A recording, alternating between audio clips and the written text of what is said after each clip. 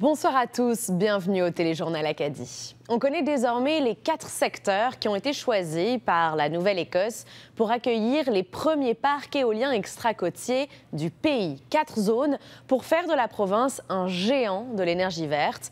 La construction de ces éoliennes en mer ne devrait toutefois pas commencer avant 7 ans. Voici le reportage de François Lacroix. À la suite d'une série de consultations publiques tenues au printemps, plus de 150 suggestions ont été reçues de la part de pêcheurs, de Premières Nations, d'entreprises, d'organisations environnementales et de citoyens. Ces contributions ont permis de retenir 4 zones prioritaires pour le développement de l'éolien en mer, tandis que le développement du banc émeraude a été reporté à après 2030. La province de la Nouvelle-Écosse et le gouvernement du Canada ont ainsi désigné ensemble les zones suivantes, le banc French, le banc Middle, le banc de l'île Sable au large du continent néo-écossais, ainsi que Sydney Bight au large du Cap-Breton. Aucune de ces zones ne se trouve à moins de 20 km des côtes. L'objectif est de lancer des projets d'éoliennes en mer pouvant produire jusqu'à 5 gigawatts d'électricité d'ici 2030, avec une ambition à plus long terme d'atteindre une capacité de production pouvant aller jusqu'à des dizaines de gigawatts supplémentaires, selon le premier ministre Tim Houston. This is a huge opportunity. So, of course, there's infrastructure needs. C'est une occasion en or, dit-il. Bien sûr, il y a des besoins en infrastructure pour atteindre ce que nous visons. L'intérêt de la part des promoteurs privés est incroyable. Dans ce domaine, c'est l'occasion d'affaires dont on parle le plus dans le monde, explique le premier ministre. Selon Tim Houston, la Nouvelle-Écosse a des vents très puissants, ce qui lui donne le potentiel de devenir un leader en énergie propre et elle pourrait même exporter de l'électricité vers d'autres régions du Canada et ailleurs.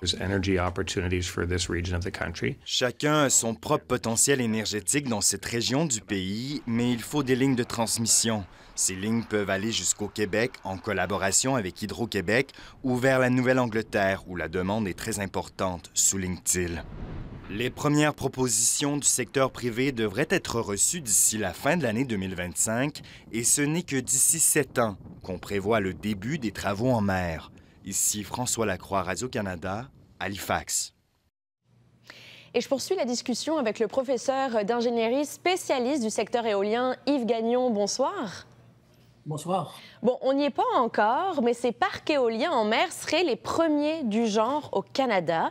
D'abord, comment on explique ce retard au Canada dans le domaine si on se compare à l'Europe ou à l'Asie, par exemple?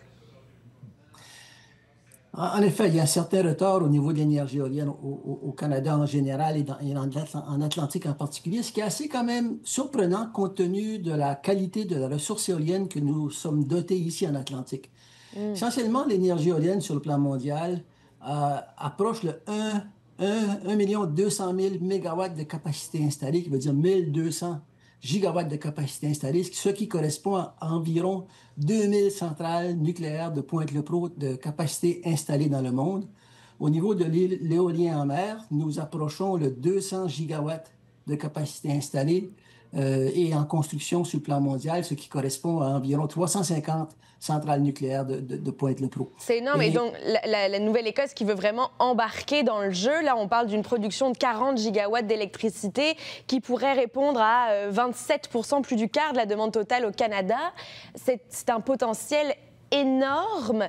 Est-ce qu'on voit trop grand ou c'est réaliste selon vous? Il faut le voir à 2 niveaux. Un premier niveau sur le plan de la ressource éolienne. Il y a en effet la capacité qui a été annoncée par le premier ministre Houston de disponible en région côtière et en mer en Nouvelle-Écosse. Le défi, par contre, que la Nouvelle-Écosse va avoir, c'est le même défi qui se passe partout au monde, c'est la capacité de l'industrie de pouvoir construire aussi rapidement un grand nombre de turbines éoliennes en mer. Oui. Et donc, il y a des défis sur le plan de l'industrie en termes de chaîne d'approvisionnement, en termes de capacité d'installer les bateaux pour le faire, etc. Donc, il demeure qu'il y aura des défis pour le faire, mais le projet est tout à fait réaliste et tout à fait réalisable. Oui, parce que, vous le dites, ça prend du temps. Dans le reportage, on vient de mentionner que les travaux en mer vont débuter dans 7 ans en Nouvelle-Écosse. C'est dans longtemps. Est-ce qu'il y a un risque que les investisseurs hésitent d'investir pour un projet à aussi long terme? Oui. Ça reste à voir. Le premier ministre l'a mentionné, le premier ministre Houston l'a mentionné dans sa conférence de presse, qu'il y aura des défis d'attirer des entreprises privées qui vont pour établir ces centrales éoliennes. Parce que le modèle qui est sous-entendu dans cette annonce aujourd'hui en Nouvelle-Écosse, c'est que le développement va se faire en partenariat avec des entreprises privées et des entreprises privées qui vont venir de partout au monde. Et il y en a beaucoup de grandes entreprises du secteur des énergies renouvelables qui ont la capacité technique et financière pour faire ce genre de projet ici en Nouvelle-Écosse, mais ça va demeurer un défi d'être en compétition avec le développement massif de l'énergie éolienne et le développement massif de l'énergie éolienne en mer qui se passe partout au monde. Aujourd'hui, dans un article du quotidien La Presse, on apprend que 2 entreprises canadiennes se retirent de projets éoliens extracôtiers aux États-Unis car elles disent que les perspectives sont moins encourageantes dans le marché américain. Est-ce qu'on pourrait connaître la même chose ici? Je ne crois pas. La situation aux États-Unis est due à la présidence qui, par ses actions, s'oppose fermement et publiquement à l'énergie éolienne et entreprend des mesures, des politiques publiques qui génèrent de l'incertitude dans l'économie. Et donc, on ne peut pas prendre les États-Unis et comparer les États-Unis avec le reste du monde dans tout secteur économique, dans le fond. Mais par contre, ce qui est intéressant et ce qui sous-entend votre question, Margot, c'est est-ce que la Nouvelle-Écosse pourra, compte tenu de ce projet visionnaire et de grande envergure, est-ce que la Nouvelle-Écosse pourra développer une industrie de fabrication de composantes de turbines éoliennes et non pas seulement fournir de l'énergie de sources renouvelables à ses citoyens, ses citoyennes, ses entreprises et l'exporter ailleurs au Canada, mais aussi bénéficier d'un développement économique, industriel, pour fabriquer les composantes, installer et opérer ces centrales éoliennes en mer dans les années à venir. Oui, tout à fait. Pour tous ce méga-projet, un méga-projet intitulé Wind West, là, que présente au fur et à mesure le premier ministre Tim Houston. Passionnant en tout cas. Yves Gagnon, je rappelle que vous êtes professeur d'ingénierie à l'Université de Moncton. Merci beaucoup et je suis sûre qu'on va s'en reparler dans les prochains mois. Merci, au revoir.